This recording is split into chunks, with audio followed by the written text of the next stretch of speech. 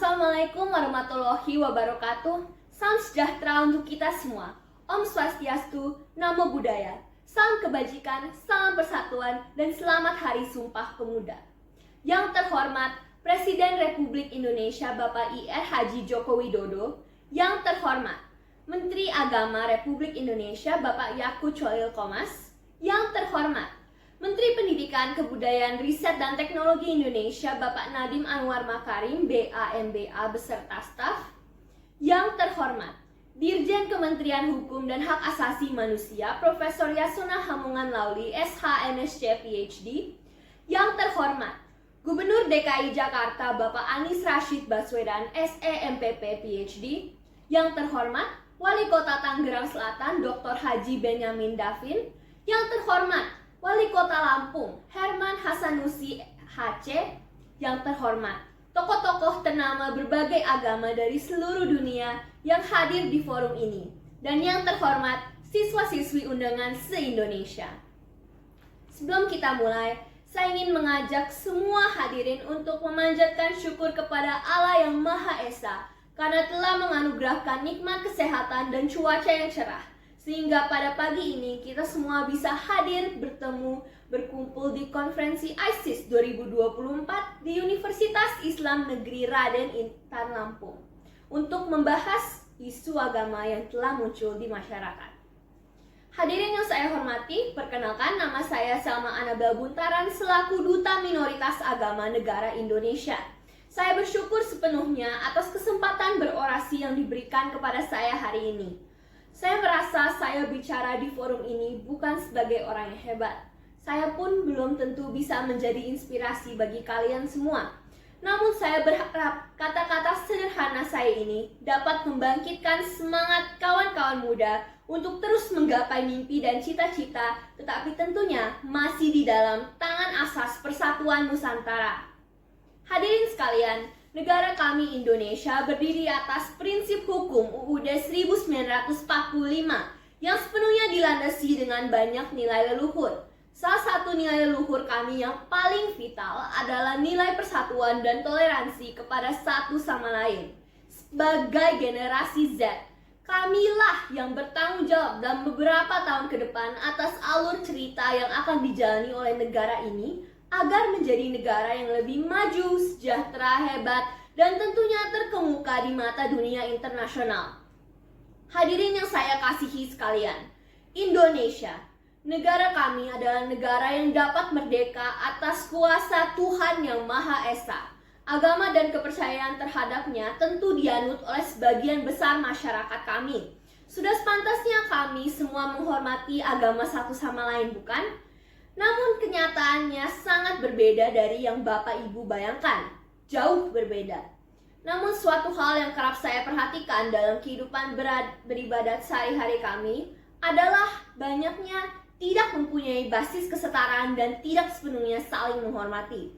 Mungkin saja banyak dari hadirin sekalian melihat bahwa Indonesia adalah negara yang sangat kuat dalam melaksanakan agamanya. Namun apakah Bapak Ibu sekalian yang duduk di hadapan saya sekarang ini yakin bahwa semua orang mendapatkan perlakuan yang sama? Saat saya mencari kasus untuk diangkat di forum ini, banyak sekali topik dan berita yang beredar yang benar-benar membuat saya terbungkam. Betapa banyaknya ribuan kasus ketidaksetaraan agama yang masih ada di negara persatuan kami.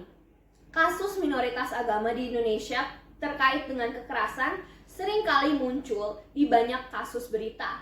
Sebuah lembaga pemantau kekerasan mencatat 264 kasus kekerasan terhadap para kaum minoritas, maupun itu tindakan terorisme kepada umat yang sedang memuliakan nama Tuhannya atau sekedar perlakuan kekerasan karena rasa tidak toleransi. Penganut agama minoritas di Indonesia juga tanpa henti berharap pemerintah Indonesia mengakui keberadaan mereka sehingga bisa mengisi kolom agama di dokumen KTP sesuai dengan kepercayaannya. Politik kebebasan beragama kelompok minoritas di Indonesia juga dibincangkan dalam studi kasus Sunda Wiwitan di Kuningan dan Syah di Sampang. Bagi saya seorang diri, hal tersebut sungguh ironis. Bukankah moto negara ini Bhinneka Tunggal Ika, yaitu berbeda tapi satu? Bukankah sila ke-1 dasar negara kami berbunyi ketuhanan yang Maha Esa? Tapi mengapa dalam pondasi negara yang begitu memeluk perbedaan dan toleransi tetap saja masih beredar konflik? Bapak Habib Hussein Jafar, salah satu tokoh agama ternama di generasi kami pun pernah mengatakan bahwa bangsa ini kerap mengatasnamakan Tuhan untuk kepentingan pribadi, menyesatkan generasi bangsa dengan prinsip hidup yang sebenarnya tidak ada dalam kitab suci agama mereka. Hadirin sekalian, sebagai seorang yang mempunyai agama yang juga tidak diakui di Indonesia, saya merasa topik ini berhak diangkat dan dibahas di ruang publik. Masyarakat Indonesia kerap tidak peduli atas perlakuan agama minoritas. Menurut saya, pada kesempatan ini, saya ingin memperingati seluruh kaum bertumpah darah Indonesia untuk selalu bersatu. Minoritas agama di Indonesia bahkan dapat mempunyai agama yang salah tertera di KTP-nya. Menurut saya itu tidak menunjukkan toleransi dan berpandang sebelah mata kepada dasar ideologi hukum negara kita. Izinkan saya sedikit bercerita tentang kehidupan beragama saya dan keluarga saya di negara Indonesia. Saya berasal dari keluarga yang menganut kepercayaan agama Tao. Agama tersebut belum diakui di Indonesia, namun agama ini hampir mirip dengan agama Konghucu. Sebagai penganut agama yang belum diakui di Indonesia ini, jujur saya sendiri sering kali merasa tidak terinklusi dalam masyarakat. Merasa bahwa saya gila untuk menganut agama yang bukan dianut oleh teman-teman saya. Merasa bahwa orang-orang dalam tanah air yang indah ini tidak pernah akan menerima saya dan kepercayaan saya yang tanda kutip aneh. Tidak hanya itu, Bapak Ibu sekalian, keluarga saya pun mempunyai perjuangannya masing-masing yang tidak pantas untuk sebenarnya kami alami. Sebelum era reformasi pada jabatan Presiden keempat Indonesia, Gus Dur, para etnis Tionghoa tidak boleh merayakan Imlek secara terbuka. Ayah saya pun mengalami situasi tersebut, sampai ia rela meninggalkan negara kami untuk kuliah di Amerika. Negara yang jauh lebih menerima dia apa adanya pada saat itu. Saya bersyukur dengan sepenuhnya karena sekarang saya tidak pernah mengalami rasa ketidakadilan atau rasa ketidaksetaraan dalam mengalirkan kepercayaan. Saya juga bersyukur sepenuhnya atas sebagian masyarakat kami yang selalu terbuka, selalu bertoleransi, dan selalu menjaga inklusivitas dan persatuan bangsa kami ini. Saya bersyukur bahwa pada Hari Sumpah Pemuda ini, saya dapat hadir di sini menyuarakan opini saya tentang menjadi kaum minoritas agama di Indonesia. Namun hadirin sekalian, bagaimana dengan orang-orang terlibat dalam kasus yang saya sebutkan tadi? Bagaimana dengan para kaum minoritas lain yang belum mendapatkan hak dan kesetaraan seperti saya dan keluarga tercinta saya sudah gapai? Hadirin yang saya hormati, sebagai penutup, saya ingin membacakan quote berikut.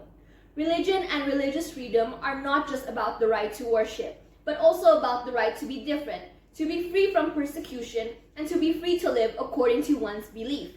Saya yakin semua ajaran setiap agama adalah hal positif yang patut dihormati oleh berbagai umat lainnya. Janganlah membuang persatuan kami hanya karena tidak bisa mengembangkan rasa toleransi bersama. Bagi para minoritas, janganlah merasa tereksekusi. Saya yakin bahwa setiap komponen dari bangsa kami siap menerimamu. Dan untuk para penganut agama yang lebih dominan, ayo gunakanlah suaramu untuk mendukung yang lebih lemah. Saya minta maaf jika ada kata-kata yang kurang berkenan di hati hadirin sekalian. Semoga suara saya ini bisa menjadi tonggak bagi bangsa kami untuk lebih bersatu teguh dalam keberagaman yang indah. Terima kasih. Wassalamualaikum warahmatullahi wabarakatuh. Salam sejahtera bagi kita semua. Dan sekali lagi, salam Pancasila dan persatuan. Sama Anabel Buntaran, Duta Minoritas Agama Indonesia.